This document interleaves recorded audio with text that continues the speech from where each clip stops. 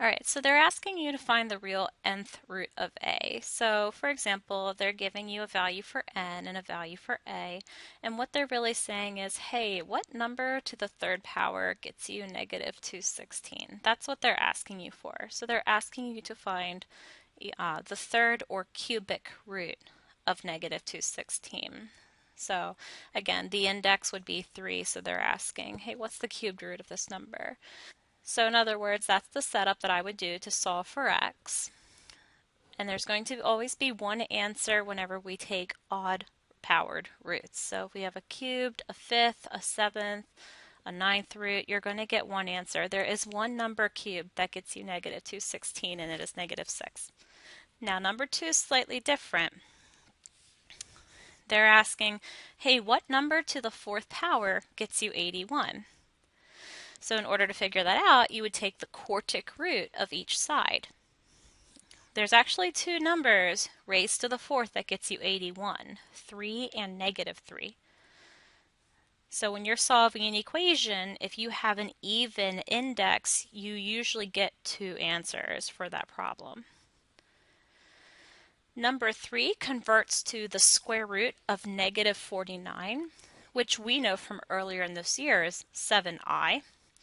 The only thing is, it says find the real root, and I is not classified as real, so you actually just write no real roots. If you graphed a problem and they ask where the x-intercepts are, if you get this, that means there are no x-intercepts on this graph. There's no real roots. So number 4, we would have to take the fifth root of 243, which actually is a whole number. It is 3. And number 5 is saying basically what is the fourth root of negative 16, but again, there's no real number that when you raise it to the fourth you get negative 16, so there are no real roots. So keep that in mind that if you're solving an equation, if you have an even index, you will get two real answers. You could get no real answers. If you if you have an odd index, you will always get one answer to the problem.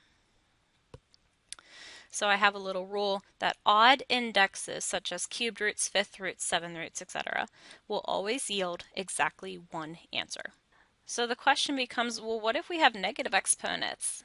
Very, very simple to handle negative exponents. All we do is we flip or reciprocate our fraction. So right now we have 4 to the negative 2. It's not considered proper to have a negative exponent in your answer. That's not considered simplified. All of our exponents should be positive. So right now this is over 1. So all we're going to do is reciprocate it and make it 1 over 4 squared, which of course becomes 1 over 16.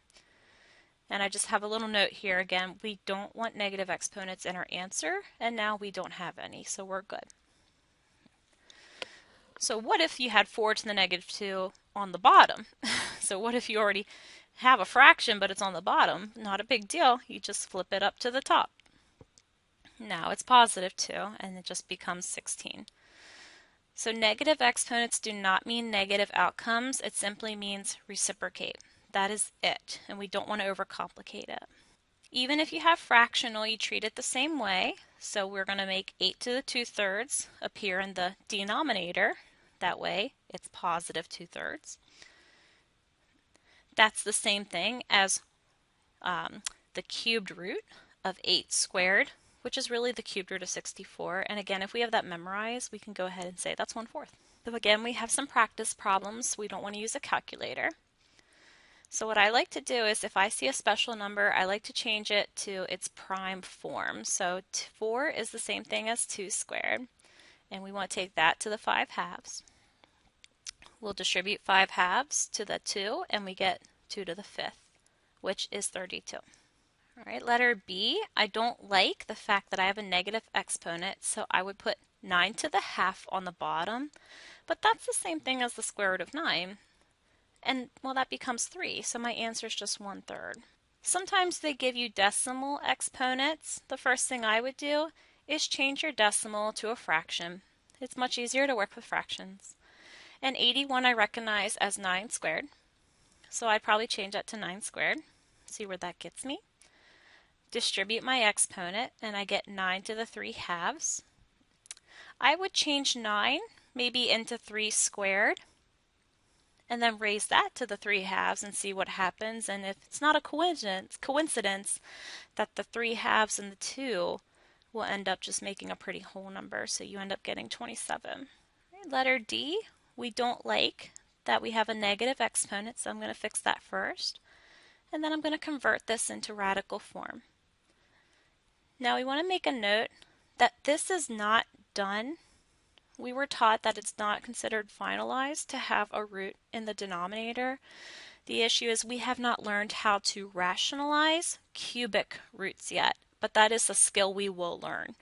So for right now, we'll just make a note that, hey, just so we know, we would not be done yet. This is just the first step. Different ways to handle E. We can make the exponent positive, or we can change maybe 64 into 4 cubed, which changes the problem to 4 to the negative fourth. And then you would flip that, make it positive, and you get 256 as your denominator. And the order in which you do this doesn't matter. If you want to flip it first and then change it, that's fine too. As long as we get the same final outcome, it doesn't matter the order steps you take. So I'll post one more video then of the last topic here, and we'll go ahead and figure out how do we solve equations that have higher powers in them.